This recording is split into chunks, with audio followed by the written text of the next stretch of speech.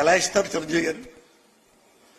చిరంజీవి గారు ప్రజలంటే ఆయనకి లెక్కలేదు కదా, ప్రజలంటే ఆయనకి చాలా చీప్ ఒపీనియన్ కదా, వాళ్ళేం బిగుతారులే మన్ని అని కదా. ఎందుకంటే ఆయన వెరీ గుడ్ బిజినెస్ మ్యాన్.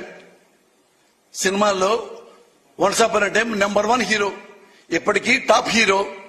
ఇతను మనకి సేవ చేద్దామని చెప్పేసి ప్రజారాజ్యం పార్టీ పెట్టాడు. మీకు చెప్పక్కర్లా.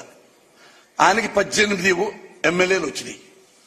ఎవడన్నా 18 ఎమ్మెల్యే సీట్లు వస్తే ఆ 18 మందిని తీసుకొని అసెంబ్లీలో కూర్చొని ఆంధ్రదేశంలో ఈ ప్రాబ్లమ్స్ ఉన్నాయి సాల్వ్ చేయండి, ఈ కష్టాలు ఉన్నాయి సాల్వ్ చేయండి అని ఎప్పుడైనా ఒక్కరోజు అన్నాడా?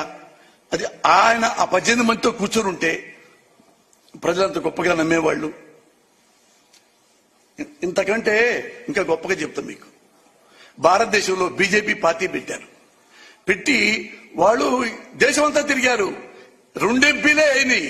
2 ఒకటి ఆంధ్రప్రదేశ్ లో ఉంది, తెలంగాణలో, ఒకటి అక్కడ యూపీలో ఉందనుకుంటా. 2 ఎంపీలు అయ్యారు. అరే ఇద్దరే ఇంత భారతదేశంలో 2 ఎంపీలు మన దగ్గర వచ్చినారా, మిగతా ఎప్పుడు రావాలి ఎందులే మనకని చెప్పి బీజేపీ పార్టీని మూసుకొని ఎవడు దాన్ని ఇంటికి వెళ్ళిపోతే ఈ రోజు ప్రపంచంలో అత్యుత్తమైన శక్తి ఉన్న పార్టీ బీజేపీ అయ్యేది కాదు. ఎందుకు? 2 ఎంపీలు ఉన్నా గానీ మళ్లీ భారతదేశం మొత్తం తిరిగి అధికారంలోకి వచ్చింది.